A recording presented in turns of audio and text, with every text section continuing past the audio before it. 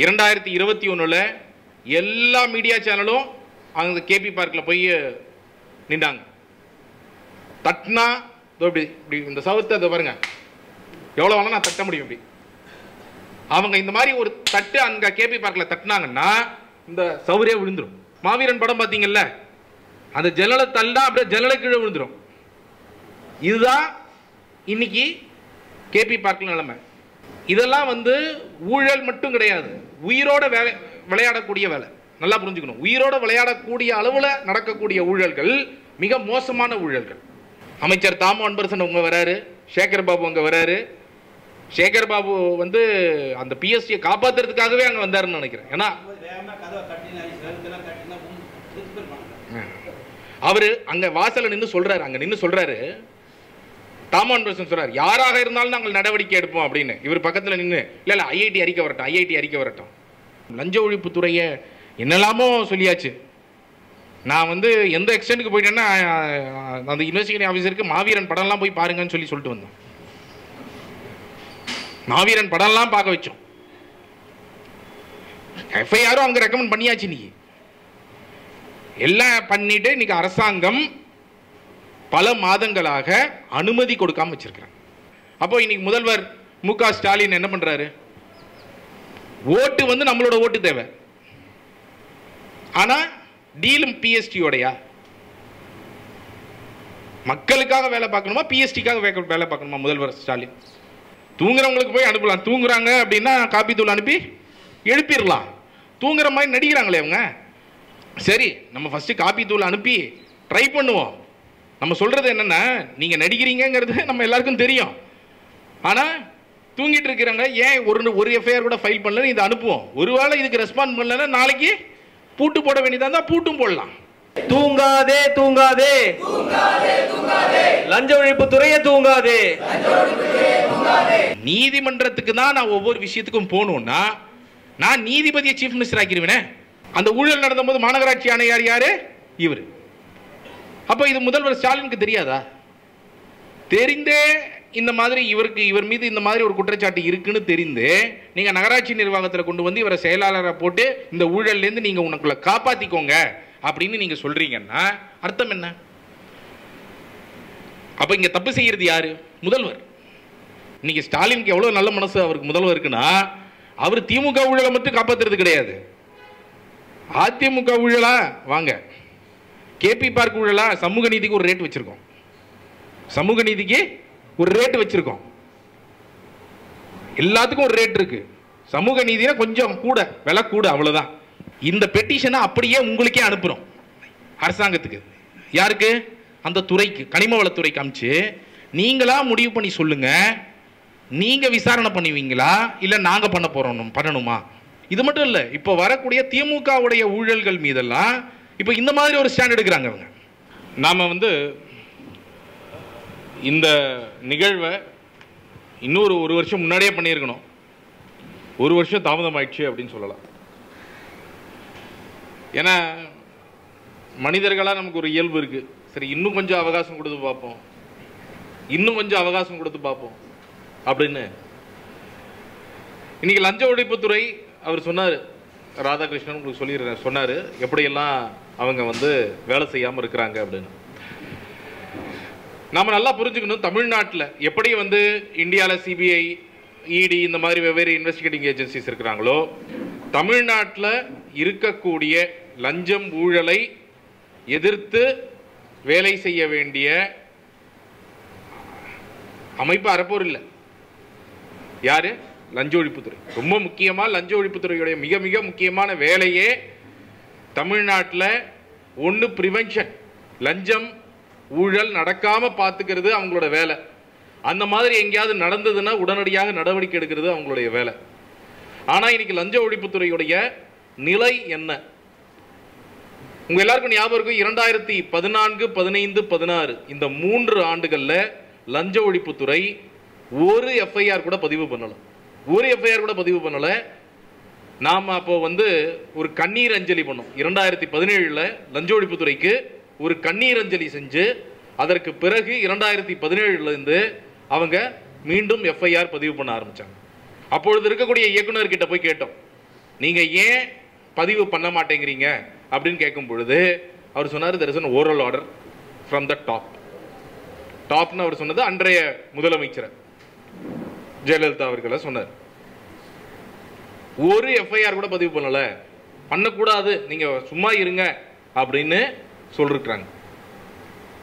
அதுக்கப்புறம் அது ஒரு மிகப்பெரிய கேம்பெயின் ஆகி அதற்கு பிறகு 2017 அவங்க 62 எஃப்ஐஆர்கள் பதிவு செய்ய ஆரம்பிச்சு அதற்கப்புறம் அது இன்க்ரீஸ் ஆகி 2019 தொடர்ந்து நம்மளுடைய மானிட்டரிங்கோட விளைவு 2019 280 வழக்குகள் லஞ்ச ஒழிப்புத்துறை பதிவு பண்ணாங்க. 280 வழக்குகள். அப்ப யோசிச்சு பாருங்க, 280 வழக்குகள் பதிவு செஞ்சுட்டு இருந்த லஞ்ச ஒழிப்புத்துறை அது போதுமானு கேட்டீங்கன்னா அது போதாது.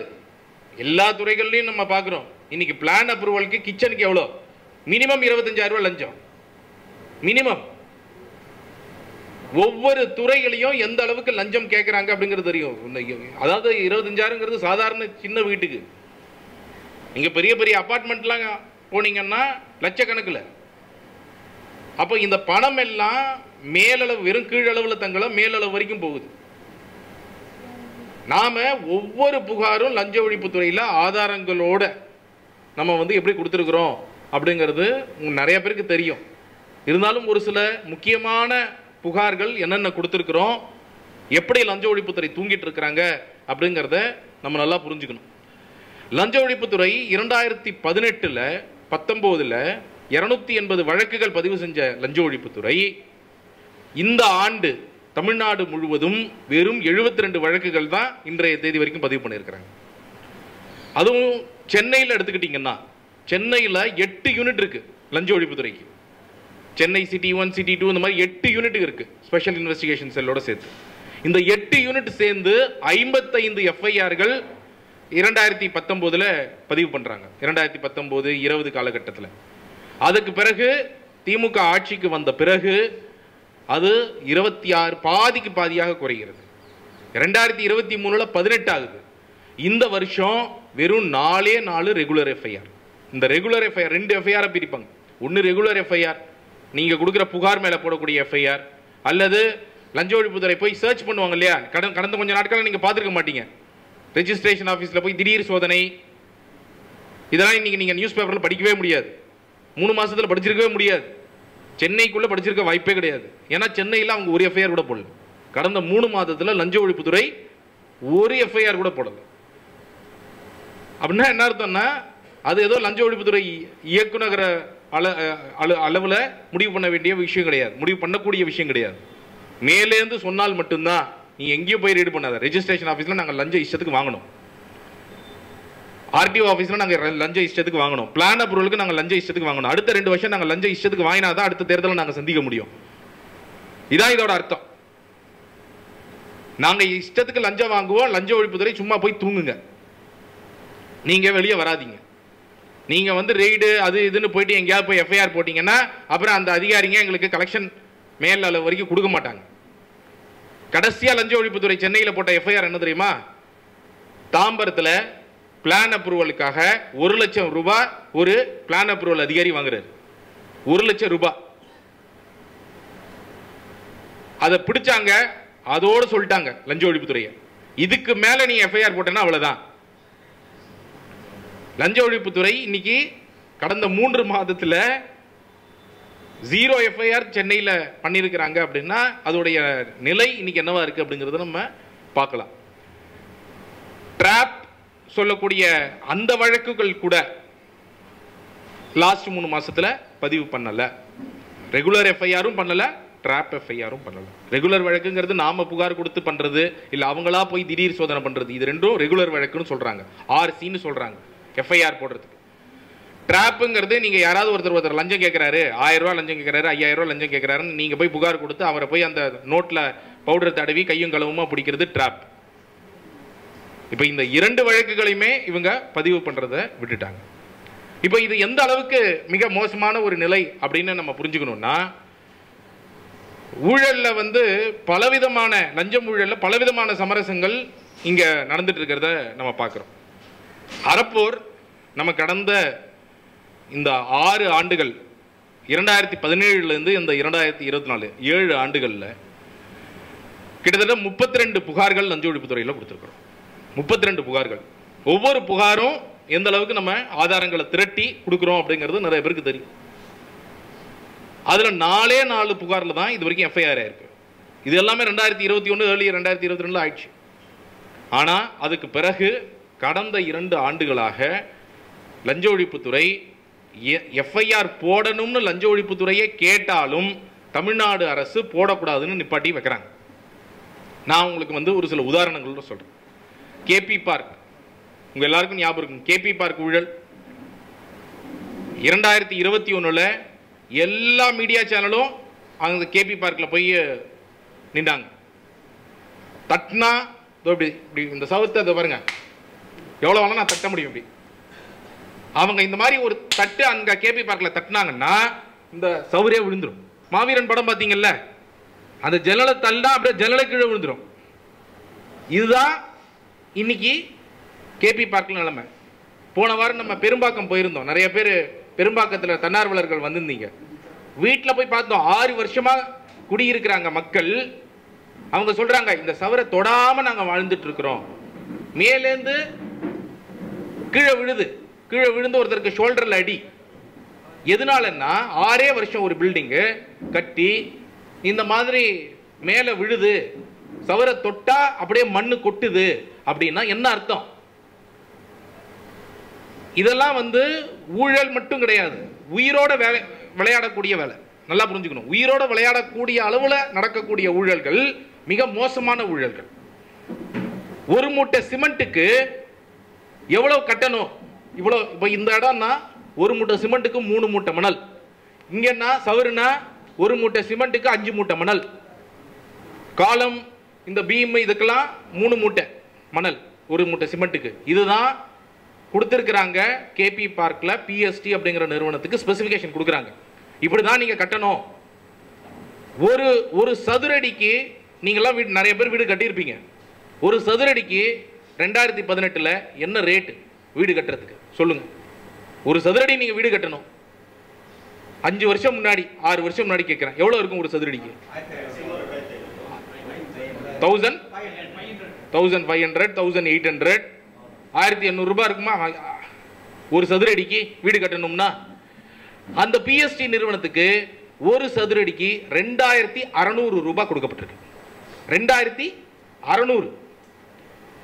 அதாவது அதுல ஒரு 1000 ரூபாய் ஒரு சதுரடிக்கு அவர் அடிச்சிடுறாருன்னு வச்சுப்போம். இல்ல 800 ரூபாய் அடிச்சிடுறாருன்னு வச்சுக்கோ. 800 ரூபாய் ஒரு சதுரடிக்கு அடிச்சிடுறாரு. அடிச்சுட்டு மீதி 1800 கட்டினா கூட அந்த பில்டிங் எவ்வளவு ஸ்ட்ராங்கா இருக்கணும்? 800 ரூபாய் அடிச்சுட்டு 1800 ரூபாய் கட்டி இருந்தா கூட அது எவ்வளவு ஸ்ட்ராங்கா இருந்திருக்கணும்.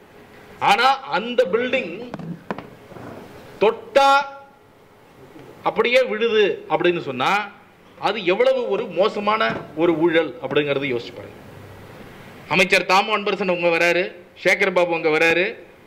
சேகர் பாபு அந்த பிஎஸ்டியை காப்பாத்துறதுக்காகவே அங்க வந்தாருன்னு நினைக்கிறேன். ஏன்னா அவரு அங்க வாசல்ல நின்று சொல்றாரு, அங்க நின்று சொல்றாரு, தாமோ அன்பரசன் சொல்றாரு, யாராக இருந்தாலும் நாங்கள் நடவடிக்கை எடுப்போம் அப்படின்னு. இவர் பக்கத்துல நின்று இல்ல ஐஐடி அறிக்கை வரட்டும், ஐஐடி அறிக்கை வரட்டும், அங்கேயே உடனே நாங்க நடவடிக்கை எடுக்க மாட்டோம், அறிக்கை வரட்டும் அப்புறமா நடவடிக்கை எடுப்போம். அப்போ அங்கேயே ஒரு சந்தேகம், இவர் வந்திருக்கிறது மக்களுக்காக வந்திருக்கிறாரா இல்ல பிஎஸ்டி அந்த நிறுவனத்துக்காக வந்திருக்கிறாரா சேகர் பாபு அந்த இடத்துக்கு அப்படிங்கிற ஒரு மிகப்பெரிய கேள்வி. இன்னைக்கு என்ன ஆச்சுன்னா அந்த ஊழல்ல ஐஐடி கியூப் அப்படின்னு ஒரு நிறுவனத்தை அப்பாயிண்ட் பண்றாங்க. கிட்டத்தட்ட அந்த நிறுவனம் 76 சாம்பிள் எடுத்து செக் பண்ணி 90% மேல சாம்பிள். 90% மேலன்னா என்ன அர்த்தம்? 69-70 சாம்பிள் ஃபெயில்.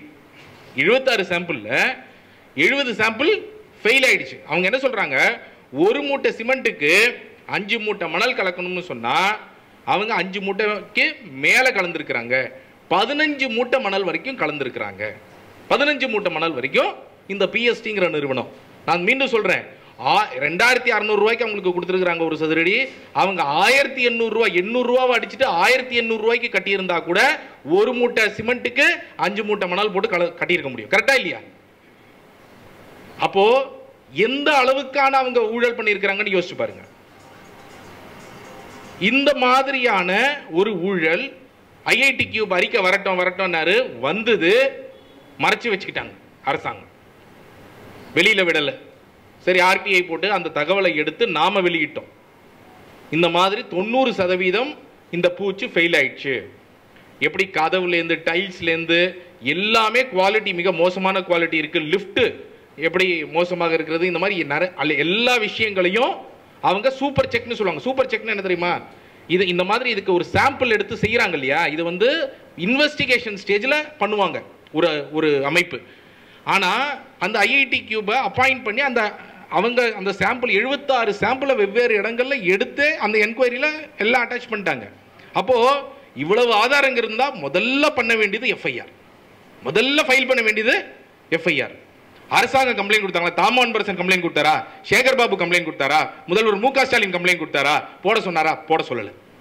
இவங்க யாரும் போட சொல்லலை. நாம சரி இந்த ஆதாரங்கள் எல்லாத்தையும் ஆர்டிஐல எடுத்து அந்த ஐஐடி கியூப் அறிக்கையும் இணைச்சு எப்படி இவங்க சிங்கிள் பிட் டெண்டரா கொடுத்துருக்காங்க, 2600 ரூபாய்க்கு கொடுத்துருக்காங்க. டெண்டர் கொடுக்கும் போதே 27 கோடி ரூபாய் அரசாங்கத்துக்கு லாஸ், டெண்டர் கொடுக்கும் போதே. அதுக்கு பிறகு இந்த பூச்சி வேலையில இதெல்லாம் இந்த லாஸ் எல்லாம் சேர்த்தீங்கன்னா 40-50 கோடி. அந்த பில்டிங்கை 100 கோடிக்கு கட்டின பில்டிங்ல 50 கோடி ரூபாய்க்கு மேல அரசாங்கத்துக்கு இழப்பாக தான் இருக்கும். அப்போ அந்த இழப்பை தாண்டி அந்த மக்கள் ஒவ்வொரு நாளும் சந்திக்கிறது. இப்போ 10 நாள் முன்னாடி யார் போனோம்? நம்ம டீம்லேருந்து போனீங்க இல்லையா? இன்னி வரைக்கும் அந்த பிரச்சனை பார்க்குறீங்கல்ல? தட்னா விழரு சவரு யாரு? இப்போ லிஃப்ட்ல ஒருத்தர் வந்து லிஃப்ட் ஒழுங்கா வேலை செய்யாம வேற இறந்து போனார் 1 மாசம் முன்னாடி. அப்போ இவ்வளவு மோசமாக இருக்கக்கூடிய விஷயத்தில் கூட அரசாங்கம் லஞ்ச ஒழிப்புத்துறையை என்னெல்லாமோ சொல்லியாச்சு. நான் வந்து எந்த எக்ஸ்டென்ட்டுக்கு போயிட்டேன்னா அந்த இன்வெஸ்டிகேட்டிங் ஆஃபீஸருக்கு மாவீரன் படம்லாம் போய் பாருங்கன்னு சொல்லிட்டு வந்தோம். மாவீரன் படம்லாம் பார்க்க வச்சோம். எஃப்ஐஆரும் அவங்க ரெக்கமெண்ட் பண்ணியாச்சு. இன்னைக்கு எல்லாம் பண்ணிட்டு இன்னைக்கு அரசாங்கம் பல மாதங்களாக அனுமதி கொடுக்காம வச்சிருக்கிறாங்க.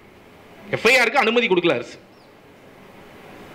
2 வருஷம் ஒரு ஆரம்ப கட்ட விசாரணை, 2 மாசத்துல பண்ண வேண்டிய ஆரம்ப கட்ட விசாரணையை லஞ்ச ஒழிப்புத்துறை 2 வருஷம் பண்றாங்க. எதுக்கு இதுல ஆரம்ப கட்ட விசாரணை? எஃப்ஐஆர் நேரடியா போட முடியுமா முடியாதா? இவ்வளவு ஆதாரம் இருக்கு, எஃப்ஐஆர் போட்டு நடவடிக்கை எடுக்கணும். எஃப்ஐஆர் போட்டாச்சுன்னு சொன்னா நமக்கு ஒரு லீகலா நம்ம நாளைக்கு கோர்ட்டுக்கு போறதுலேருந்து நிறைய விஷயங்களுக்கு கேள்வி கேட்க முடியும். இவங்க சரியா இன்வெஸ்டிகேஷன் பண்ணலாம், வேற ஒரு இன்வெஸ்டிகேட்டிங் ஏஜென்சியை பண்ண வைக்க முடியும், நிறைய விஷயங்கள் நம்மளால செய்ய முடியுங்கிறதுனால இவங்க எஃப்ஐஆரே போடாம. அப்போ இன்னைக்கு முதல்வர் மு க ஸ்டாலின் என்ன பண்றாரு? ஓட்டு வந்து நம்மளோட ஓட்டு தேவை, ஆனா டீலும் பிஎஸ்டியோடையா? மக்களுக்காக வேலை பார்க்கணுமா, பிஎஸ்டிக்காக வேலை பார்க்கணுமா முதல்வர் ஸ்டாலின்? அப்போ இதுதான் இன்னைக்கு வந்து வைக்கக்கூடிய மிக முக்கியமான விஷயம். இந்த காப்பி தூள் நம்ம அனுப்புகிறோம். இந்த காப்பி தூள் வந்து தூங்குறவங்களுக்கு அனுப்பலாம். நிறைய பேர் என்கிட்ட சொன்னாங்க, சார் தூங்குறவங்களுக்கு அனுப்பலாம், தூங்குற மாதிரி நடிக்கிறவங்களுக்கு போய் அனுப்புறீங்களே அப்படின்னு கேட்டாங்க. கரெக்டா? தூங்குறவங்களுக்கு போய் அனுப்பலாம், தூங்குறாங்க அப்படின்னா காப்பி தூள் அனுப்பி எழுப்பிடலாம். தூங்குற மாதிரி நடிக்கிறாங்களே இவங்களை எப்படி நீங்கள் எழுப்ப போறீங்க அப்படின்னு கேட்டாங்க. சரி, நம்ம ஃபர்ஸ்ட் காப்பி தூள் அனுப்பி ட்ரை பண்ணுவோம். நம்ம சொல்றது என்னன்னா, நீங்க நடிக்கிறீங்கிறது நம்ம எல்லாருக்கும் தெரியும். ஆனா தூங்கிட்டு இருக்கிறாங்க, ஏன் ஒரு எஃப்ஐஆர் கூட ஃபைல் பண்ணல, இதை அனுப்புவோம். ஒருவேளை இதுக்கு ரெஸ்பாண்ட் பண்ணலன்னா நாளைக்கு பூட்டு போட வேண்டியதா இருந்தா பூட்டும் போடலாம், பூட்டும் அனுப்ப வேண்டிய அவசியம் இருக்கலாம் நாளைக்கு லஞ்ச ஒழிப்புத்துறைக்கு. இன்னைக்கு இந்த ஒரு கேபி பார்க்குங்கிற ஒரு விஷயம் சொல்லியிருக்கிற மாதிரி பல ஸ்மார்ட் சிட்டி 2021 வெள்ளம் எந்த அளவுக்கு நம்ம எல்லாரும் வெள்ளத்தில் பாதிக்கப்பட்டோம் அப்படிங்கிறது உங்க எல்லாருக்கும் தெரியும். 2021 வெள்ளம் வந்தபோது முதல்வர் போறாரு, அங்கே போய் பார்த்துட்டு இது வந்து ஸ்மார்ட் சிட்டியில் ஒரு மிகப்பெரிய ஊழல் நடந்திருக்கு, நான் சும்மா விட மாட்டேன், தாவிடார் குழு அமைக்கிறேன்னு சொல்லி ஒரு குழு அமைச்சாரு. அந்த குழு ஒரு அறிக்கை கொடுத்தது. அந்த அறிக்கையை கொண்டு போய் அரசாங்கம் அதை பூட்டி வச்சுக்கிட்டாங்க. நாம் வந்து ஆர்டிஐயில் கேட்குறோம், அரசாங்கம் சொல்கிறாங்க நாங்கள் தர முடியாது அப்படின்னு சொல்லிட்டாங்க. அந்த அறிக்கை யார்கிட்ட இருக்குன்னா கார்த்திகேயன் ஐஏஎஸ் கிட்ட இருக்கு. கார்த்திகேயன் ஐஏஎஸ் யாருன்னு தெரியாது, டாப் லெஃப்ட்ல இருக்கிறார் பாருங்க, அவர் தான் கார்த்திகேயன் ஐஏஎஸ். அவர்கிட்ட தான் அந்த அறிக்கை பூட்டி வச்சிருக்கிறார். அவர் யாருன்னா, ஸ்மார்ட் சிட்டி ஊழல் நடந்த போது அவர் தான் மாநகராட்சி ஆணையர். அவரை இன்னைக்கு நகராட்சி நிர்வாகத்துறைக்கு செயலாளராக போட்டிருக்கிறாரு முதல்வர் ஸ்டாலின். மாநகராட்சிக்கு மேல வர துறை. கார்த்திகேயன் மேல் நடவடிக்கை எடுக்கணும்னு யார் கேட்டது? அறப்போர் இயக்கம் மட்டுமா கேட்டது? முதல்வர் மு க ஸ்டாலின் எதிர்கட்சி தலைவர் இருக்கும்போது அறிக்கை கொடுக்கிறார், அவர் மேல நடவடிக்கை எடுக்கணும் இந்த ஊழலுக்குன்னு. அப்படி சொன்னவர் கவர்னர் கிட்டலாம் போய் கொடுக்குறாரு, கடிதம் கொடுக்குறாரு, இவர் மேலாம் இவங்க மேல நடவடிக்கை எடுங்க, எஃப்ஐஆர் போடுங்கன்னு சொல்லி இந்த மாதிரி பல ஊழல்களில் எஃப்ஐஆர் போடுறதுக்கு அவர் போய் கவர்னர் கிட்ட போய் கொடுக்குறாரு. ஆனால் 2021 ஆட்சிக்கு வந்ததுக்கு பிறகு அதுவும் நம்ம லஞ்ச ஒழிப்புத்துறையில் புகார் கொடுத்து இப்போ 2018 கொடுத்து அதில் என்னன்னா ரிவர் சாண்ட், உங்களுக்கு மணல், ஆற்று மணல் இருக்கு இல்லையா, ஆற்று மணல் ரேட்டு எம்சாண்ட் ரேட்டு, ரொம்ப சிம்பிளான ஊழல். அது என்ன பண்ணாங்கன்னா ஆற்று மணலுக்கு டெண்டர் போடுறது, ஆற்று மணலுக்கு பேமெண்ட் வாங்குறது, ஆனால் போடுறது எம்சாண்ட். எம்சாண்ட் போட்டுக்கோங்க, தப்பு கிடையாது. ஆனால் டெண்டர்லையும் எம்சாண்ட் போடணும், பேமெண்ட்டும் எம்சாண்டுக்கு பண்ணணும். ஆற்று மணல் ஒரு கியூபிக் ஃபீட்டு 120 ரூபாய், எம்சாண்டு ஒரு கியூபிக் ஃபீட் 50 ரூபாய். இதான் வித்தியாசம். இப்போ இது மூலமாகவே எப்படி கோடிக்கணக்கான பணம் ஸ்மார்ட் சிட்டியில் அடிச்சாங்க அப்படிங்கிறது. எங்கே வந்து நல்ல மிஸ்ஸிங் லிங்க் ஸ்டாப் வாட்டர் ட்ரெயினை இணைக்கிறான்னு சொல்லிட்டு இந்த மழைநீர் வடிகாலை இணைக்காமலே பல இடங்கள் இன்னி வரைக்கும் இருக்குது. அந்த இணைக்கிறோம் அப்படின்னு சொல்லிட்டு அப்படி இணைக்காம நல்லா இருக்கிற ஸ்டாப் வாட்டர் ட்ரெயினையே எப்படி இடிச்சு கட்டுறதுக்கு டெண்டர் போட்டாங்க அப்படிங்கிறது நம்ம வெளியிட்டு இருந்தோம். இந்த ஊழலில் லஞ்ச ஒழிப்புத்துறை ஆமாம் அறப்போர் இயக்கம் சொன்னது சரி, இதன் மீது எஃப்ஐஆர் பதிவு செய்யணும் அப்படின்னு சொல்லி 1.5 வருஷம் முன்னாடி ஃபைல் அமைச்சிட்டாங்க. எதுக்கு? அரசாங்கத்துக்கு அனுமதி கேட்டு எஃப்ஐஆர் பதிவு பண்ணுறதுக்கு. யாருக்கு அனுப்பணும்? அந்த துறையோட ஹெட்டுக்கு அனுப்பணும். எந்த துறையே? நகராட்சி நிர்வாகத்துறையோட ஹெட்டுக்கு அனுப்பணும். அது இவர். அந்த ஊழல் நடந்தபோது மாநகராட்சி ஆணையார் யாரு? இவர். அப்போ இது முதல்வர் ஸ்டாலினுக்கு தெரியாதா? தெரிந்தே இந்த மாதிரி இவர் மீது இந்த மாதிரி ஒரு குற்றச்சாட்டு இருக்குன்னு தெரிந்து நீங்க நகராட்சி நிர்வாகத்தில் கொண்டு வந்து இவரை செயலாளராக போட்டு இந்த ஊழல்லேருந்து நீங்க உனக்குள்ள காப்பாத்திக்கோங்க அப்படின்னு நீங்க சொல்றீங்கன்னா அர்த்தம் என்ன? அப்ப இங்க தப்பு செய்யறது யாரு? முதல்வர். அதானி ஊழல், ஒவ்வொரு நீங்க வெவ்வேறு ஊழல் எடுத்துக்கோங்க. ஒரு கட்சி 2 கட்சி இல்ல. இன்னைக்கு ஸ்டாலினுக்கு எவ்வளவு நல்ல மனசு அவருக்கு முதல்வர் இருக்குன்னா, அவர் திமுக ஊழலை மட்டும் காப்பாத்துறது கிடையாது. அதிமுக ஊழலா வாங்க, கேபி பார்க் ஊழலா, சமூக நீதிக்கு ஒரு ரேட் வச்சிருக்கோம். சமூக நீதிக்கு ஒரு ரேட் வச்சிருக்கோம். எல்லாத்துக்கும் ஒரு ரேட் இருக்கு. சமூக நீதினா கொஞ்சம் கூட விலை கூட, அவ்வளவுதான். எல்லாத்துக்கும் ஒரு ரேட் இருக்கு. அப்படிங்கிற அளவுல தான் இன்னைக்கு எதுக்கும் அனுமதி. அதிமுக ஊழல்களையும் காப்பாத்துறாரு, திமுக ஊழல்களையும் காப்பாத்துறாரு, எல்லா ஊழல்களையும். அதானி மோடியுடைய நண்பர், கிட்டத்தட்ட 3000 கோடி ரூபாய் நம்மளோட மின்சார வாரியத்திலிருந்து அடிச்சுட்டு போயிட்டாங்க. தெளிவான ஆதாரங்கள். ஷிப் அங்கேருந்து கிளம்புது, இந்தோனேஷியாலேருந்து கிளம்புது. அந்த ஷிப்பு நேராக இங்கே வருது. அந்த ஷிப்பில் ஏற்றும் போது 3800 கிலோ கேலரி தான் ஏற்றுறாங்கன்னு இன்வாய்ஸ் இருக்கு. டான்ஜெட் கோக்கு அந்த ஷிப்பு வருதுன்னு இன்வாய்ஸ் இருக்கு. கேலியோப்பின்னு ஒரு ஷிப்பு, அந்த ஷிப்பு நேரடியாக எம்பி கேலியோப்பி இங்கே வந்து இறங்குது. இங்கே வந்து அது 6000 கிலோ கேலரின்னு கணக்கு காமிக்கிறாங்க. ஒரே ஷிப்பு அங்கே ஏற்றுறது 3800 கிலோ கேலரி, இங்கே இறக்குறது எப்படி 6000 கிலோ கேலரி ஆகும்? அப்போ குறைந்த தரத்துடைய நிலக்கரி சப்ளை பண்றது மூலமா இன்னைக்கு நீங்க கரண்ட் பில்லு, நம்ம ஏன் கரண்ட் பில் அதிகமாக கட்டுறோம் தெரியுதுல? நம்ம ஏன் கரண்ட் பில் அதிகமாக கட்டுறோம்னா இந்த மாதிரி ஊழல்கள்னால. தனியாரிடமிருந்து மின்சாரம் வாங்கி இப்போ இந்த அதானி ஊழல்ல கிட்டத்தட்ட 3 ஆண்டு காலம் இவங்க கிட்ட போராடி விசாரணைக்கு அனுமதி, ஆரம்ப கட்ட விசாரணைக்கு அனுமதியை 3 வருஷம் கழிச்சு தான் இன்னைக்கு அரசு கொடுத்துருக்குறாங்க. ரேஷன் ஊழல், நீங்க ரேஷன் ஊழல் இதெல்லாம் ரொம்ப அடிப்படையில் மக்களை பாதிக்கக்கூடிய ஊழல். இன்னைக்கு ஒவ்வொரு ஏரியாலையும் மக்கள் போய் முதல் 1 வாரத்தில் போய் ரேஷன் கடையில் அடிச்சுக்க வேண்டிய அவசியம் என்ன? நீங்க அதுவும் நார்த் சென்னையில் இருக்கக்கூடிய சில ரேஷன் கடைகள் எடுத்துக்கோங்க, கிராமப்புறத்தில் இருக்கக்கூடிய ரேஷன் கடைகள் எடுத்துக்கோங்க. எங்கெல்லாம் அந்த முதல் ஒரு வாரத்துக்குள்ள பெரிய கூட்டம் முதல் 3-4 நாளில் போய் ஏன் ரேஷன் கடையில் நிற்க வேண்டிய அவசியம் இருக்கு? ஒரே காரணம் தான். என்ன காரணம்? மாச கடைசியில் போனால் கிடைக்காது, பருப்பு கிடைக்காது, சக்கரை கிடைக்காது. ஏன் கிடைக்காது? என்கிட்ட ரேஷன் கார்டு இருக்கு, எனக்கு 2 கிலோ சக்கரை என்னுடைய என்டைட்டில்மெண்ட்டு, இவ்வளோ கிலோ பருப்புங்கிறது என்னுடைய என்டைட்டில்மெண்ட்டு. நான் மாசத்தில் முதல் நாள் போனாலும் இருக்கணும், கடைசி நாள் போனாலும் இருக்கணும்ல. முதல் நாள் போனாலும் இருக்கணும், கடைசி நாள் போனாலும் அது என்னுடைய தானே, என்னுடைய பொருள் தானே. இப்போ எவ்வளவு ஒவ்வொரு ஏரியாலையும் எவ்வளோ ரேஷன் கார்டு ஹோல்டர்ஸ் இருக்கிறாங்கன்னு உங்களுக்கு தெரியும். அந்த ரேஷன் கார்டு ஹோல்டர்ஸோட என்டைட்டில்மெண்ட் என்னங்கிறது உங்களுக்கு தெரியும். அப்போ அதுக்கு தானே நீங்கள் இண்டென்ட் போடணும், அதுக்கு தானே பொருள் வரணும். அந்த பொருள் வேற யாரும் எடுத்துகிட்டு போயிட முடியாதே. நான் 30ஆம் தேதி போனாலும் அந்த பொருள் இருக்கணுமே. அப்போ அது இல்லை, அப்படின்னா அதுக்கு காரணம் இதில் நடக்கக்கூடிய ஊழல். இதில் வந்து ஒரே நிறுவனம் தான், கிறிஸ்டின்ற நிறுவனம். அதாவது இந்த ஊழல்கள்லாம் நீங்கள் நினச்சி கூட பார்க்க முடியாதுங்க. இப்படியெல்லாம் வித்தியாசமாக ஊழல் பண்ண முடியுமா அப்படின்னு சொல்லிட்டு. ஏன்னா 10 பேர் சப்ளை பண்ணுறாங்க, பருப்பு சப்ளை பண்ணுறாங்க, சக்கரை சப்ளை பண்ணுறாங்க. நான் நேற்றுக்கு காலையில் போய் சக்கரை பாக்கெட் வாங்குகிறேன். எங்கள் வீட்டுக்கு சக்கரை பாக்கெட் வாங்குகிறேன். 47 ரூபாய் ரீட்டெயிலில். ஹை குவாலிட்டி, அது கொஞ்சம் ஹை குவாலிட்டி சுகர். 47 ரூபாய் 1 கிலோ. நீங்கள் ரீட்டெயிலில் இன்றைக்கி கூட நீங்கள் வேணாலும் போய் வாங்கி பாருங்கள். 45 ரூபாய், 43 ரூபாய், 47 ரூபாய் இந்த ரேட்டில் தான் சக்கரை இருக்கும் கடையில் நீங்கள் போய் வாங்குறது. அப்போ ரேஷன் கடையில் கிடைக்கக்கூடிய பருப்பை அரசாங்கம் ஹோல்சேலில் வாங்குறாங்க. நான் சொல்கிறது இப்போ ரீட்டெயில் விலை. ஹோல்சேல் விலை என்னவா இருக்கணும்? 2019 நம்ம இன்னைக்கு 2024 இருக்கோம். 2019 அரசாங்கம் 35 ரூபா 36 ரூபாய்க்கு வாங்கிட்டு இருக்கிறாங்க. 10 பேர் போட்டி போட்டு சப்ளை பண்ணிட்டு இருக்கிறாங்க அரசாங்கத்துக்கு. எல்லாரையும் வெளியே அனுப்பிட்டு ஒரே நிறுவனம், கிறிஸ்டின்ற நிறுவனத்தை கொண்டு வந்து வராங்க. 47 ரூபாய்க்கு அவங்க கிட்ட வாங்க ஆரம்பிக்கிறாங்க. 47 ரூபாய்க்கு 1 கிலோ சக்கரை ஹோல்சேல் ரேட்டில். 35 ரூபா 36 ரூபா மார்க்கெட் ரேட்டு. பருப்பு நம்ம 2021 அதாவது நாங்கள் இந்த புகார் கொடுக்கும்போது, இந்த ரேஷனுடைய ஊழல் புகார் கொடுக்கும்போது, லஞ்ச ஒழிப்புத்துறையில் ஒரு சீனியர் அதிகாரி சொன்னாங்க, உங்களுடைய புகாரே ஒரு விரிவான விசாரணை அறிக்கை மாதிரி இருக்குங்க. நாங்கள் இதில் என்னங்க நேரம் எஃப்ஐஆர் போட்டுடலாங்க. 3 வருஷம் கழிச்சு நிற்கிறோம். 3 வருஷம் கழிச்சு நிற்கிறோம். பருப்பில் 1 கிலோ பருப்பு, இந்த பருப்புடைய விலை வந்து நீங்கள் மார்க்கெட்டில் எல்லாருக்குமே தெரிஞ்ச ஒரு விஷயம் இல்லையா? 2021 நீங்கள் மார்க்கெட்டுக்கு போனீங்கன்னா 100 ரூபாய்க்கு பருப்பு. இன்றைக்கி பருப்புடைய துவரம் பருப்பு விலை ஏறி போச்சு. அன்றைக்கி 100 ரூபா ரீட்டெயிலில், 100 ரூபா 105 ரூபா 2021.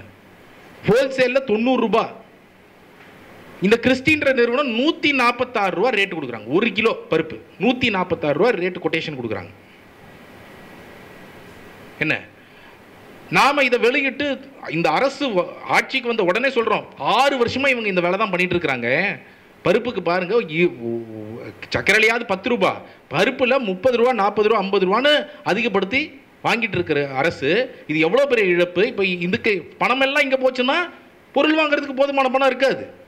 எல்லா மக்களுக்கும் பொருள் வாங்குறதுக்கு பணம் இருக்காது. அப்போ அதுதான் இன்னைக்கு ரேஷன் கடை தான் பொருள் இல்லாத ஒரு நிலை. அப்போ நம்ம சொல்கிறோம், சரி கவர்மெண்ட்டோட ஃபஸ்ட்டு வீக்லேயே அந்த அட்டாக் வச்சோன்னா அவங்க டெண்டரை கேன்சல் பண்ணிட்டு நம்ம சொன்ன அந்த டெண்டர் கண்டிஷன்லாம் மாற்றி திரும்ப பழைய மாதிரி போட்டாங்க. 20 நாளில் திரும்ப டெண்டர் போட்டும்போது அதே கிறிஸ்டி நிறுவனம் 87 ரூபான்னு கொட்டேஷன் கொடுக்குறாங்க. ஏன்னா இந்த முறை 10 பேர் போட்டி போட்டாங்க.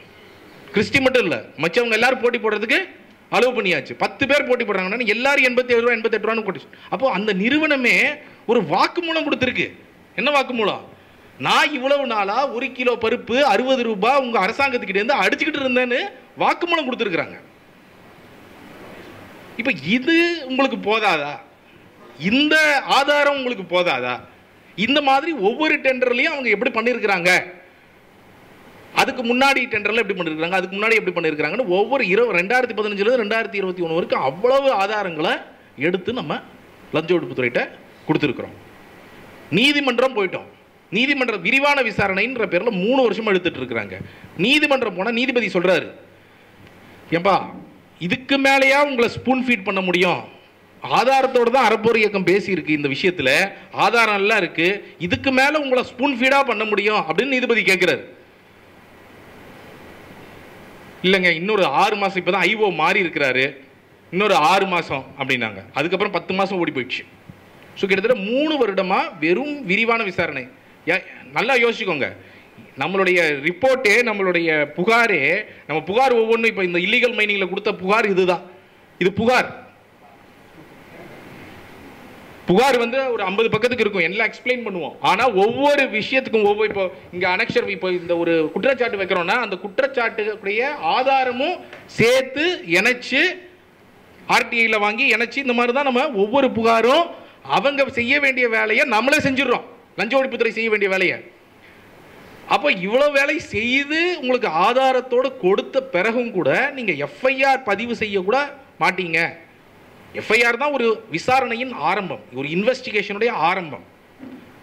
அப்போ இதை செய்ய மாட்டோம், நாங்கள் கிறிஸ்டியை காப்பாற்றுவோம், பிஎஸ்டியை காப்பாற்றுவோம், அதானியை காப்பாற்றுவோம் அப்படின்னா முதல்வர் ஸ்டாலின் போய் கிறிஸ்டி நிறுவனத்திலையும் பிஎஸ்டி நிறுவனத்திலையும் அதானி நிறுவனத்திலையும் போய் வேலை பார்க்கட்டும்.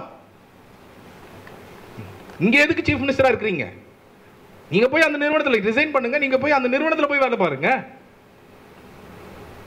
அப்போ இதை தான் நம்ம வந்து இன்னைக்கு கேட்க வேண்டிய அவசியம் இருக்கு. அப்போ இதை வந்து இவங்களை தட்டி எழுப்பி நாம இந்த மாதிரி வெவ்வேறு புகார்கள், இவர் சொன்னாரு நாங்க இன்னும் திமுக ஊழலுக்கு நான் வரவே இல்லை இல்லையா, பேசினது அதிமுக. திமுக ஊழலுக்கு வந்தோம்னா இதுல வேற மாதிரி ஒரு மெத்தட் வச்சிருக்கிறாங்க. நம்ம இந்த திருநெல்வேலி கல்குவாரி 700 கோடி ரூபாய்க்கு அந்த மக்கள், நான் திருநெல்வேலி இப்போ அடிக்கடி நாங்கள் போயிட்டு வரோம், அங்கே இருக்கிற மக்கள்கிட்ட பேசினா ரொம்ப கஷ்டமாக இருக்கு. அவங்க யாராவது அங்கே வாய்ஸை ரைஸ் பண்ணா கூட அருவா எடுத்துட்டு வந்துடுறாங்க அங்கே. அதான் நிலைமை. எனக்கு இது வரைக்கும் மேபி நான் போனது தெரியாது அவங்களுக்கு, பட் இது வரைக்கும் ஒன்றும் பிரச்சனை இல்லை இல்லை. பட் நான் என்ன சொல்ல வரேன்னா, அங்கே இருக்கிற லோக்கல் மக்களால் வாய்ஸ் ரைஸ் பண்ண முடியல. எவ்ரிடே டஸ்ட் பறக்குது. குவாரியில் 1 கோடி மெட்ரிக் டன் 1 கோடி கனமீட்டர் ரஃப் ஸ்டோனை வந்து சட்டவிரோதமாக எடுத்திருக்கிறாங்க. இது நீங்கள் கண்டுபிடிக்கல, நான் கண்டுபிடிக்கல. அரசாங்கமே ஒரு ஸ்பெஷல் டீம், அடைமதிப்பான்குள்ள 6 பேர் செத்து போயிடுறாங்க ஒரு குவாரிக்குள்ள நிலச்சரிவு ஏற்பட்டு. அரசாங்கமே ஒரு டீம் அமைச்சு எல்லா குவாரியையும் ஆய்வு பண்ணி 1 கோடி மெட்ரிக் டன் சட்டவிரோதமாக எடுத்திருக்கிறாங்கன்னு அரசாங்கம் ஆய்வறிக்கை சொல்லுது. சப் கலெக்டர் ஆர்டர் போடுறாரு, கிட்டத்தட்ட 600 கோடி ரூபாய் அளவுக்கு பெனால்ட்டி போடுறாரு. ஆனால் இதை மேலே அந்த துறை அமைச்சர் உங்களுக்கு தெரியும், துரைமுருகன், அந்த துறையுடைய ஆணையர் ஜெயகாந்தன் ஐஏஎஸ்னு ஒருத்தர் வச்சு அப்பீல் கலெக்டருக்கு தான் போகணும் சட்டப்படி. ஆனால் அவர்கிட்ட அனுப்பாமல் நேரடியாக ஜெயகாந்தன் 2வது மேல்முறையீடு ஆணையருக்கு அமிச்சு அவர் என்ன பண்ணுறாரு, இந்த பெனால்ட்டியை பூரா வெறும் 10-20 கோடியாக மாற்றுறாரு. ஒரு உதாரணத்துக்கு ஒரு குவாரிக்கு 28 கோடி ரூபா பெனால்ட்டி அப்படின்னு சொன்னால் அவர் 1 கோடி 33 லட்சம்னு மாற்றுறாரு. 1 கோடி 33 லட்சம்னு மாற்றுறாரு. அவர் என்ன சொல்கிறாரு, அந்த சட்டவிரோதமாக எடுத்த மினரல் ஒருவேளை நாங்கள் கண்டுபிடிச்சிட்டோம்னா அதுக்கு நீங்கள் ராயல்ட்டி மட்டும் கொடுங்க போதுன்றாரு. சட்டம் என்ன சொல்லுதுன்னா, நீங்கள் சட்டவிரோதமாக எவ்வளவு வெட்டி எடுக்கிறீங்களோ அது அரசாங்கத்துக்கு சொந்தமானது சட்டம் சொல்லுது. அவர் என்ன பண்ணுறாரு, சட்டவிரோதமாக வெட்டி எடுத்தது ஒருவேளை நீங்கள் வெட்டி எடுத்துக்கோங்க. இதோடைய அர்த்தம் என்ன தெரியுமா, 30 மீட்டர் நாங்கள் உங்களுக்கு வெட்ட கொடுப்போம், நீங்கள் 300 மீட்டர் வெட்டுங்க, அப்படியே தோண்டிகிட்டே போங்க, இந்த பக்கம் இடத்துலேருந்து அந்த பக்கம் வெளியே வந்துடுங்க, போயிட்டு கவலை இல்லை. ஒருவேளை நாங்கள் அதை கண்டுபிடிச்சிட்டோன்னு வச்சுக்கோங்க ஒரு நாள், அப்போது எவ்வளோ வெட்டி எடுத்தீங்களோ அதுக்கு ராயல்ட்டி மட்டும் கொடுங்க. அப்போ இதுக்கு பேர் என்ன யோசிச்சு பாருங்க. இதுக்கு பேர் நீங்கள் வந்து ஏன் இந்த அளவு கொடுக்குறீங்கன்னா, இந்த மினரல், இந்த கனிம வளம் அரசாங்கத்துக்கு சொந்தமானது, மக்களுடைய சொத்து. அப்போ இந்த மாதிரி இருக்கக்கூடியதை இவ்வளவு பெனால்ட்டி, எல்லா காஸ்ட் ஆஃப் இந்த பெனால்ட்டி எல்லாத்தையும் நீக்கிட்டு ஒரு ஐஏஎஸ் அதிகாரி இதை பண்ணுறாங்க. இப்போ இதன் மீது லஞ்ச ஒழிப்புத்துறைக்கு இந்த ஆதாரங்களை அனுப்புகிறோம். இப்படி போட்டு தெளிவாக ஆதாரத்தை, என்ன ப்ரொசீடிங்கு, என்ன சட்டம் சொல்லுது, இதில் வந்து இன்ஃபேக்ட் என்ஜிடி, சுப்ரீம் கோர்ட் என்ஜிடியே சுவமோட்டோவாக அந்த அடைமதிப்பான் குளம் எடுக்கும்போது நீங்கள் இந்த மாதிரி இதெல்லாம் ஆய்வு பண்ணியிருக்கிறீங்கன்னு கேள்விப்பட்டோம். இவங்ககிட்டேருந்து நீங்கள் காஸ்ட் ஆஃப் மினரலை ரெக்கவர் பண்ணுறது, சுப்ரீம் கோர்ட் ஆர்டர் படி காஸ்ட் ஆஃப் மினரலை ரெக்கவர் பண்ணுறது ரொம்ப முக்கியமானதுன்னு ஆர்டர்லேயே போட்டிருக்கிறாங்க. அப்படி இருந்தும் கூட பிளேட்டண்ட்டாக இதை பண்ணுறாங்க. இதை லஞ்ச ஒழிப்புத்துறைக்கு அமிச்சா லஞ்ச ஒழிப்புத்துறை ஒரு கடிதம் அமைச்சிருக்கிறாங்க அரசாங்கத்துக்கு. என்ன தெரியுமா, நாங்கள் இதை விசாரணை பண்ணலை, இந்த பெட்டிஷனை அப்படியே உங்களுக்கே அனுப்புகிறோம் அரசாங்கத்துக்கு. யாருக்கு, அந்த துறைக்கு, கனிம வளத்துறைக்கு அமிச்சு நீங்களா முடிவு பண்ணி சொல்லுங்க, நீங்க விசாரணை பண்ணுவீங்களா இல்லை நாங்கள் பண்ணணுமா? என்ன ஊழல் பண்றவங்களுக்கே அமிச்சிட்டு நீங்க பண்றீங்களா நான் பண்ணட்டுமா? இந்த மாதிரி லஞ்ச ஒழிப்புத்துறை பிஹேவ் பண்ணியிருக்கிறாங்கிறது ரொம்ப. இது மட்டும் இல்லை, இப்போ வரக்கூடிய திமுகவுடைய ஊழல்கள் மீதெல்லாம் இப்போ இந்த மாதிரி ஒரு ஸ்டாண்ட் எடுக்கிறாங்க அவங்க. நாங்கள் விசாரணையே செய்ய மாட்டோம், நாங்கள் அப்படியே பெட்டிஷன் அனுப்பிச்சிடுறோம், கவர்மெண்ட் முடிவு பண்ணி சொல்லட்டும், நாங்கள் வந்து 17A அதில் 2 கிளாஸும் போட்டுறாங்க. 17A தான் அந்த முன் அனுமதி கொடுப்பது. 17A படி நீங்கள் முன் அனுமதி கொடுக்குறீங்களா இல்லை நீங்களே விசாரணையை பண்ணிக்கிறீங்களா? அப்போ இந்த கனிம வளத்துறை என்ன பண்ணாங்க, நாங்கள் விசாரணை பண்ணுறோம்னு சொல்லி அவங்களே ஒரு விசாரணையை துவங்கி அந்த விசாரணையில் ஒரு அதிகாரி, அவங்களுக்கு பாவம் தெரியாமல் ஒரு அதிகாரி மாட்டிட்டாங்க. அந்த அதிகாரி வந்து ஆமாம் அரப்பூர் சொன்னது கரெக்டு தான் வேற உள்ளே கொடுத்துட்டாங்களாம். இப்போ அதனால என்ன பண்ணுறதுன்னு தெரியாமல் அந்த அறிக்கை ரிப்போர்ட்டை வச்சுட்டு என்ன பண்ணுறதுன்னு தெரியாமல் முடிச்சுட்டு இருக்கிறாங்க. என்ன பண்ணுவாங்க அவங்க, அதை மூடி மறைக்கிறதுக்கு, அதை பரி பண்ணுறதுக்கான வேலைகளில் இறங்கி இருக்கிறாங்க. நம்ம புரிஞ்சுக்கணும். நிறைய பேர் கேட்பாங்க, நீங்கள் நீதிமன்றம் போகலாமே, நீதிமன்றம் போகலாமே. நீதிமன்றம் அப்படிங்கிறது இன்னைக்கு நீதித்துறை எந்த நிலைமையில் இருக்குது அப்படிங்கிறதையும் நம்ம புரிஞ்சுக்கணும். நீதித்துறை இன்னைக்கு ஜுடிஷியல் ரெவ்யூ பண்ணுறதுக்கெல்லாம் தயாராக இல்லை. இப்போ நீங்கள் ஒரு வழக்கு எடுத்துகிட்டு போனீங்கன்னா அந்த வழக்குக்குள்ள என்கொயரி முடிச்சிங்களா, எஃப்ஐஆர் போட்டிங்களா அப்படிங்கிற அளவில் தான் அவங்க கேள்விகள் கேட்குறாங்களே தவிர வெகு சில நீதிபதிகள் தான் இந்த ஆதாரம் இருக்குது, நீங்கள் அடுத்தது எஃப்ஐஆர் போடுங்க. அதுக்கு பேர் ஜுடிஷியல் ரிவ்யூ. அதாவது ஒருத்தவங்க விசாரணை பண்ணுறாங்க, அந்த விசாரணை சரியில்லைன்னா நீதிமன்றம் தலையிட்டு என்னென்ன ஆதாரங்கள் இருக்குன்னு பார்த்து பிரைமா ஃபேசி இருக்குது, இதில் எஃப்ஐஆர் போடுங்கன்னு ஒரு நீதிமன்றம் சொல்லணும். அதுக்கு பேர் அந்த ஜுடிஷியல். அந்த பவரை நீதிமன்றத்துக்கு கொடுத்தாலும் கூட பெரும்பாலான நீதிபதிகள் அதை பயன்படுத்துவது கிடையாது. அப்போது இன்னைக்கு நீதிமன்றம் இப்போ நம்ம கேஸ் போகிறோன்னா அவங்க என்ன சொல்லுவாங்கன்னா, நீங்கள் 6 மாதத்தில் விசாரணை பண்ணி முடிங்க, 3 மாதத்தில் விசாரணை பண்ணி முடிங்க, இவ்வளோதான். இருந்தாலும் நம்ம நீதிமன்றத்துக்கு தான் கடைசியில் போய் ஆகணும் இந்த ஒவ்வொரு வழக்குலையும். பட் ஆனால் நீதிமன்றத்துக்கு தான் நான் ஒவ்வொரு விஷயத்துக்கும் போகணுன்னா நான் நீதிபதியை சீஃப் மினிஸ்டர் ஆக்கிடுவேனே இல்லையா? நீதிபதியாக இருக்கக்கூடிய தலைமை, சென்னையில் யார் தலைமை நீதிபதியோ அவரை நம்ம இங்கே சீஃப் மினிஸ்டர் ஆக்கிடலாம், சுப்ரீம் கோர்ட் சீஃப் ஜஸ்டிஸை பிரைம் மினிஸ்டர் ஆக்கிடலாமே. நீங்கள் எதுக்கு இங்கே இருக்கீங்க? உங்களை எதுக்கு ஓட்டு போட்டு தேர்ந்தெடுத்திருக்கிறோம்? நீங்கள் மக்களுக்காக வேலை செய்ய வேண்டும் அப்படிங்கிறதுனால தானே தேர்ந்தெடுத்திருக்கிறோம். அப்போது நாம் மக்கள் தளத்தில் ஒரு மக்கள் இயக்கமாக மக்கள் தளத்தில் நாம் இந்த கேள்விகளை எழுப்ப வேண்டியது ரொம்ப ரொம்ப முக்கியமானது. மக்கள் தளத்தில் இப்படி ஒரு அநியாயம் நீங்கள் செஞ்சுட்டு இருக்கிறீங்க. இப்போ அண்ணா யூனிவர்சிட்டி பல்கலைக்கழக ஊழல் 2 மாதம் முன்னாடி ரிலீஸ் பண்ணதை நீங்கள் பார்த்துருப்பீங்க. இந்த மாதிரி வரிசையாக 32 புகார்கள், இவ்வளவு விஷயங்கள் நம்ம வந்து இன்னைக்கு எல்லாமே எழுதி அரசாங்கத்துக்கு நம்ம கொடுக்குறோம். இவ்வளவு புகார்களை கொடுத்தும் இவங்க வந்து லஞ்ச ஒழிப்புத்துறையுடைய நிலை இன்னைக்கு என்னன்னா, ஒரு எஃப்ஐஆர் கூட போடாதீங்க அப்படிங்கிற இன்ஸ்ட்ரக்ஷன் அவங்களுக்கு டாப்லேருந்து. இப்போ டாப்லேருந்துன்னா யார் சொல்ல முடியும்? 2 பேர் தான் எனக்கு தெரிஞ்சு சொல்ல முடியும். ஒன்று சீஃப் மினிஸ்டர், இன்னொன்று சீஃப் செக்ரட்டரி. இவர்களை தாண்டி வேற யாரும் ஒரு அபய்குமார் சிங்கான ஒரு டிவிஎஸ்சி டைரக்டர் கிட்ட நீங்க எஃப்ஐஆர் பதிவு செய்யாதீங்கன்னு சொல்ல முடியாது. அப்போ அபய்குமார் சிங் இப்ப சொல்லணும், ஏன் லஞ்ச ஒழிப்புத்துறை நீங்க எஃப்ஐஆர் போடாமல் தூங்கிட்டு இருக்கிறீங்க?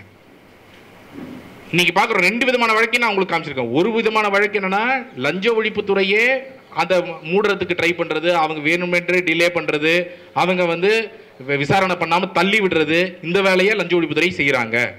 இன்னொரு பக்கம் அரசாங்கத்துக்கிட்ட அமைச்சு அனுமதி கேட்டும் கூட கேபி பார்க் ஊழலில், அதாவது ஒரு ஊழல்லாம் நீங்கள் இந்த பிளான் அப்ரூவல்லாம் மக்கள் தினம் தினம் சந்திக்கிற விஷயம் இல்லையா?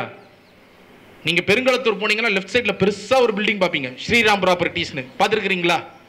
அந்த ஸ்ரீராம் ப்ராப்பர்ட்டிஸ் பில்டிங்க்கு ஸ்ரீராம் ப்ராப்பர்ட்டிஸ் வைத்தியலிங்கம் அப்படிங்கிற ஹவுசிங் மினிஸ்டருக்கு 28 கோடி ரூபாய் லஞ்சம் கொடுக்குறாங்க. 28 கோடி ரூபாய் லஞ்சம் கொடுக்குறாங்க அந்த பிளான் அப்ரூவலுக்கு. அதை 2015 அவங்களுக்கு பிளான் அப்ரூவல் கிடைத்த அதே காலகட்டத்தில் எப்படி ஸ்ரீராம் ப்ராப்பர்ட்டிஸ் அவங்களுடைய நிறுவனத்திலேருந்து அவங்களுடைய சப்சிடரி நிறுவனமான பாரத் கோல் கெமிக்கல்ஸ்க்கு 30 கோடி ரூபாய் டிரான்ஸ்ஃபர் பண்ணியிருக்கிறாங்க. அந்த பாரத் கோல் அண்ட் கெமிக்கல்ஸ் லிமிடெடுங்கிறது ஜப்தி பண்ண வேண்டிய நிலைமையில இருக்கு. ஜப்தி பண்ண வேண்டிய நிலைமையில இருக்கு. ஜப்தி பண்ணிட்டாங்க. அதுக்கு பிறகு அவங்க பேங்க்ரப்சியை டிக்ளேர் பண்ணிட்டாங்க. அந்த நிறுவனம் 2015 சாரி அந்த 2015 காலகட்டத்தில் 28 கோடி ரூபாய் அமைச்சர் வைத்தியலிங்கத்துடைய மகனுடைய ஒரு ரியல் எஸ்டேட் நிறுவனம்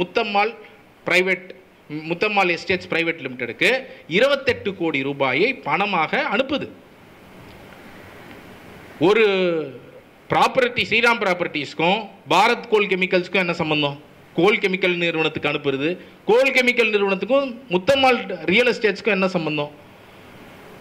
அதை பயன்படுத்தி வைத்தியலிங்கத்துடைய மகன் அந்த நிறுவனம் கிட்டத்தட்ட திருச்சியில் ஏக்கர் கணக்கில் நிலம் வாங்கி போடுறாங்க. கிட்டத்தட்ட 18-20 கோடி ரூபாய்க்கு எப்படி நிலம் வாங்கி போட்டிருக்கிறாங்க. இவ்வளவு ஆதாரங்களையும் எடுத்து லஞ்ச ஒழிப்புத்துறை கொடுத்துருக்குறோம். அப்போ இந்த ஒவ்வொரு எல்லா ஊழல்கள்லையும் நீங்க சமரசம் பண்ணுவீங்க. அதிமுக அமைச்சர் மீது ஊழலா இருந்தாலும் சமரசம் பண்ணுவோம். திமுக தான் இருந்தா நாங்க லஞ்ச ஒழிப்புத்துறையை நீங்க அப்படியே பெட்டிஷனே அமைச்சிரு அப்படின்னு சொல்லிடுவோம். அங்க மோடி நண்பர் அதானி ஊழலா இருந்தாலும் நாங்க காப்பாற்றுவோம். அப்போ இது என்ன விதமான ஆட்சி அப்படிங்கிறது தான் ரொம்ப முக்கியமான கேள்வி. இது அப்போ யாருக்கு இந்த கேள்விகளை எழுப்புவாங்க? எதிர்கட்சி எழுப்ப போறாங்களா? எழுப்ப மாட்டாங்க.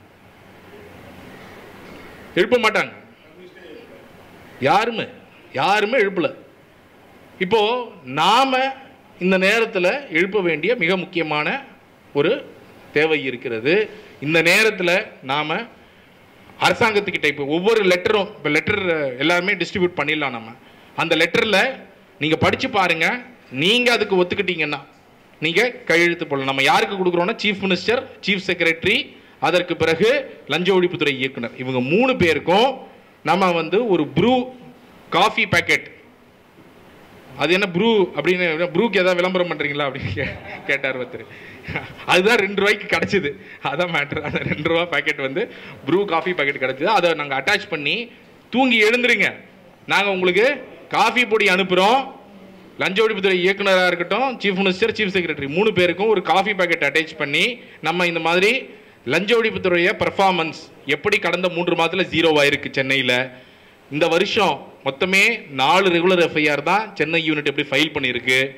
எப்படி முந்தைய காலத்தை விட மிக குறைவாக இது வந்திருக்கு. இன்னைக்கு மக்கள் எதிர்பார்க்கக்கூடியது லஞ்ச ஒழிப்புத்துறை தான். இன்னைக்கு நீங்கள் எங்களுக்காக வேலை பார்க்குறீங்களா, ஊழல்வாதிகளுக்காக வேலை பார்க்குறீங்களா? இதுதான் அதில் கண்டென்ட் எழுதியிருக்கிறோம். அதனால நீங்கள் உடனடியாக தூங்கி எழுந்து மக்களுக்காக வேலை செய்து எஃப்ஐஆர் பதிவு செய்து குற்றப்பத்திரிகை, நம்ம நல்லா புரிஞ்சுக்கணும். இவ்வளவு போராட்டம் எதுக்கு தெரியுமா? முதல் தகவல் அறிக்கைக்கு என்ன அவங்க நம்ம மேல போட்ட பொய் கேஸே 13. அந்த அளவுக்காச்சும் ஊழல் வழக்கு போட்டிருந்தாங்கன்னா ஒரு 13 வழக்காச்சும் வந்திருக்கும். நம்ம போய் அதுக்கப்புறம் குவாஷ் பண்ணோம் பல வழக்குகளை. நான் எதுக்கு சொல்ல வரேன்னா, இந்த மாதிரி லஞ்ச ஒழிப்புத்துறை எப்படியெல்லாம் அவங்க சம்பளம் எவ்வளவு தெரியுமா? 55 கோடி ரூபாய் ஒவ்வொரு ஆண்டும் நம்ம வரி பணத்துல தான் அவங்களுக்கு செலவு பண்றோம். 90 கோடி ரூபாய் மொத்த செலவு, லஞ்ச ஒழிப்புத்துறையோட மொத்த செலவு. அப்போ இதுதான் நம்ம இன்னைக்கு கேட்கிறோம். ஸோ கேட்கலாமா? நீங்க அதை வச்சுக்கோங்க. நம்ம ஒரு கோஷத்தோட நம்ம முடிப்போம். பாஸ்கர்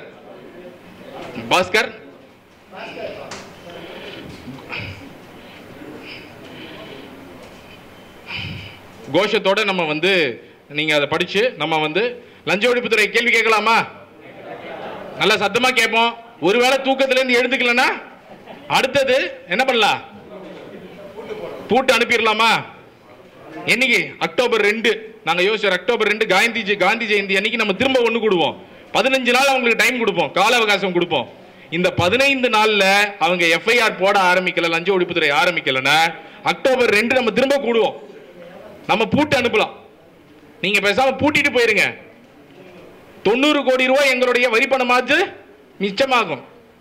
எதுக்கு உங்களுக்கு 55 கோடி ரூபாய் சம்பளம் எங்க வரி பணத்துல இருந்து கொடுக்கணும் அப்படின்னு சொல்லி எல்லாரும் ஒரு பூட்டு, ஒரு சின்ன பூட்டு, நம்ம நீங்க உங்க வீட்டில் இருக்கிற பழைய பூட்டை எடுத்துட்டு வந்தாலும் சரி, இல்லை நாமளே பூட்டு சிலது நீங்க வாங்கி வைக்கிறோம், பூட்டை நம்ம அனுப்புவோம் லஞ்ச ஒழிப்புத்துறைக்கு. அப்படி இல்லைன்னா சரிங்களா? ஸோ அதனால முதல்ல அவங்க லஞ்ச ஒழிப்புத்துறைக்கு சத்தமா கேட்கிற மாதிரி நம்ம எல்லாரும் சேர்ந்து கோஷம் போடலாமா? தூங்காதே தூங்காதே லஞ்ச ஒழிப்புத்துறையே தூங்காதே.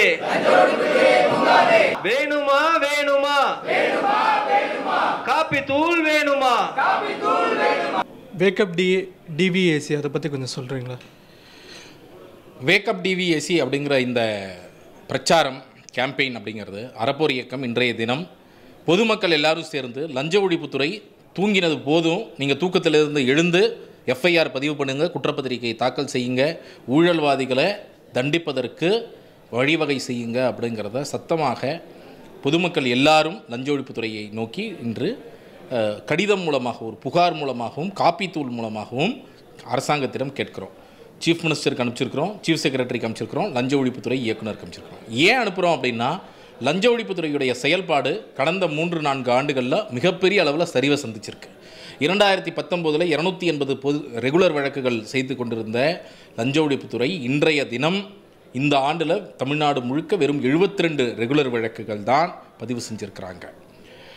சென்னையுடைய யூனிட்டில் மட்டும் கிட்டத்தட்ட 50 எஃப்ஐஆர் பதிவு செஞ்சுட்டு இருந்த லஞ்ச ஒழிப்புத்துறை ரெகுலர் கேசஸ் இந்த ஆண்டு வெறும் 4 ரெகுலர் கேஸ் தான் ஃபைல் பண்ணியிருக்கிறாங்க. அதுலேயும் கடைசியாக மே மாதம் தான், ஜூன், ஜூலை, ஆகஸ்ட், செப்டம்பர் இந்த 4 மாதத்தில் லஞ்ச ஒழிப்புத்துறை ஒரு வழக்கு கூட சென்னையில் பதிவு பண்ணலை. 8 யூனிட் இருக்கிறாங்க, 150-200 பேர் சென்னையில் மட்டுமே வேலை பார்க்குறாங்க. இந்த ஒட்டுமொத்த லஞ்ச ஒழிப்புத்துறையுடைய பட்ஜெட் 90 கோடி ரூபாய், சம்பளத்துக்கு மட்டும் 55 கோடி ரூபாய் அவங்க செலவு பண்ணுறாங்க. அப்படி இருக்கக்கூடிய லஞ்ச ஒழிப்புத்துறை இன்று எஃப்ஐஆரே போடாத ஒரு நிலை. அப்படின்னா இது வந்து உயர்மட்டத்திலிருந்து முதலமைச்சர் ஸ்டாலின் அவர்களோ சீஃப் செக்ரட்டரி அவர்களோ தெளிவாக நீங்கள் எந்த எஃப்ஐஆரும் போடக்கூடாதுன்னு அபய்குமார் சிங் ஏடிஜிபி கிட்ட சொல்லியிருந்தால் மட்டும்தான் இது நடந்திருக்கும். அப்போ அந்த மாதிரியான ஒரு இன்ஸ்ட்ரக்ஷன் வந்திருக்கிறது என்றால் இது மிக மிக மோசமான ஒரு நிலையை காண்பிக்கிறது. லஞ்சம் ஊழலும் ரெஜிஸ்ட்ரேஷன் ஆஃபீஸ்லையும் ஆர்டிஓ ஆஃபீஸ்லையும் எல்லா அலுவலகத்துலையும் யார் வேணாலும் எப்படி வேணாலும் லஞ்சம் வாங்குங்க, இஷ்டத்துக்கு லஞ்சம் வாங்குங்க அப்படின்னு சொல்வதற்கு சமம். இதனால் மிகப்பெரிய அளவில் பொதுமக்கள் பாதிக்கப்படுகிறார்கள், பாதிக்கப்பட்டு கொண்டிருக்கிறார்கள். இன்றைக்கி பிளான் அப்ரூவல்லேருந்து எல்லாத்துலேயும் கிச்சனுக்கு 25,000 ரூபாய் 50,000 ரூபாய்னு மினிமம் இருப்பதற்கான காரணம் வந்து இது போன்ற லஞ்ச ஒழிப்புத்துறை செயலிழந்து இருப்பது தான் அப்படிங்கிறத நம்ம புரிஞ்சுக்கணும். அதனால தான் இன்றைய தினம் இன்ஃபேக்ட் அறப்போர் இயக்கம் 30க்கும் மேற்பட்ட புகார்கள் கொடுத்துருக்குறோம். 4 வழக்கில் தான் இது வரைக்கும் எஃப்ஐஆர் போட்டிருக்கிறாங்க. மற்ற வழக்கெல்லாம் தெளிவாக கேபி பார்க் போன்ற ஊழல்லாம் தெளிவாக இருந்தும் கூட எஃப்ஐஆர் இதுவரை பதிவு செய்யவில்லை. அதனால் பொதுமக்களை எல்லாரையும் நாங்கள் கேட்பது என்னன்னா, இன்றைக்கி நீங்களும் லஞ்ச ஒழிப்புத்துறைக்கு ஒரு கடிதமோ ஒரு இமெயிலோ அனுப்புங்க. அவங்கள தூக்கத்திலேருந்து எழுந்து மக்களுக்காக நமக்காக வேலை செய்ய சொல்லுங்கள் அப்படின்னு சொல்வதற்கான அந்த பிரச்சாரம் தான் இன்றைய தினம் நாம் துவங்கியிருக்கிறோம். பொதுவாக வந்து எப்போவுமே சொல்லுவாங்க, ஆட்சியாளர்கள் தான் மாறிக்கிட்டே இருப்பாங்க, அதிகாரிகள் எப்பவுமே ஒரே ஆளுங்க தான் சொல்கிறாங்க. நீங்கள் அதிகாரிகளை நோக்கி இந்த கேள்விகள்லாம் கேட்குறீங்க. இதோடைய பிரைட்டர் சைடாக என்ன நடக்கும்னு நீங்கள் நினைக்கிறீங்க? நீங்கள் கேட்குற இந்த கேள்விகளுக்கு பதில் சொல்லுவாங்கன்னு நினைக்கிறீங்களா? அல்டிமேட்லி ஒரு ஜனநாயகத்தில் மக்கள் தான் முதலாளிகள். இதே போன்ற ஒரு பிரச்சாரத்தை 2017 அறப்போர் இயக்கம் மேற்கொண்டோம். ஏன்னா 2014, 15, 16 3 ஆண்டுகளில் லஞ்ச ஒழிப்புத்துறை 0 எஃப்ஐஆர் தான் ஃபைல் பண்ணியிருந்தாங்க. ஒரு ஓரல் ஆர்டர் இருந்தது, எந்த எஃப்ஐஆரும் ஃபைல் பண்ணக்கூடாதுன்னு. கண்ணீர் அஞ்சலி பண்ணோம் அப்பொழுது லஞ்ச ஒழிப்புத்துறைக்கு. அதற்கு பிறகு அந்த பிரச்சாரத்துடைய மக்கள் அனைவரும் கிட்டத்தட்ட 2000 பேர் அன்றைக்கி வந்து கண்ணீர் அஞ்சலி பண்ணாங்க லஞ்ச ஒழிப்புத்துறைக்கு. அதோடைய விளைவு என்னவாச்சு அப்படின்னு சொன்னால், லஞ்ச ஒழிப்புத்துறை 6 மாதத்தில் 62 எஃப்ஐஆர் பதிவு செய்ய ஆரம்பித்தாங்க. அதற்கு அடுத்த ஆண்டு நூற்றுக்கணக்கான எஃப்ஐஆர்கள் பார்க்க முடிஞ்சுது. அப்போது அதுதான் மக்களுடைய ஜனநாயகத்தில் மக்களுடைய சக்தின்னு நான் சொல்லணும். ஏன்னா மக்கள் தான் முதலாளிகள். அப்போ மக்களாகிய நாம் இன்றைக்கி எதிர்க்கட்சி கேட்க மாட்டாங்க. ஏன்னா எதிர்க்கட்சிகளுடைய ஊழல்களையும் இவங்க பாதுகாத்துட்டு இருக்கிறாங்க. அதிமுகவுடைய ஊழல்களையும் திமுக பாதுகாத்துட்டு இருக்கிறாங்க. மோடி நண்பர் அதானி ஊழலையும் திமுக பாதுகாத்துட்டு இருக்கிறாங்க. திமுக ஊழல்களையும் திமுக பாதுகாத்துட்டு இருக்கிறாங்க. அப்போ யார் கேள்வி கேட்பாங்க? மக்களாகிய நாம். நம்மளுடைய வரிப்பணத்தில் சம்பளம் வாங்குறாங்க இவங்க. அப்போ நாம தான் அந்த கேள்விகளை நோக்கி எழுப்பியாகணும். அது வெறும் லஞ்ச ஒழிப்புத்துறை இயக்குநரை நோக்கி மட்டுமல்ல, முதலமைச்சர் ஸ்டாலின் அவர்களை நோக்கியும் தான் இந்த கேள்வி, சீஃப் செக்ரட்டரியை நோக்கியும் தான் இந்த கேள்வி. அதனால் உடனடியாக இவர்கள் தூங்குற மாதிரி நடிக்கிறீங்களா? உடனடியாக என்னவாக இருந்தாலும் தூக்கத்தில் இருந்து எழுந்து எஃப்ஐஆர் பதிவு செய்ய வேண்டியது முக்கியமானது அப்படிங்கிறத நம்ம சொல்ல வரோம்.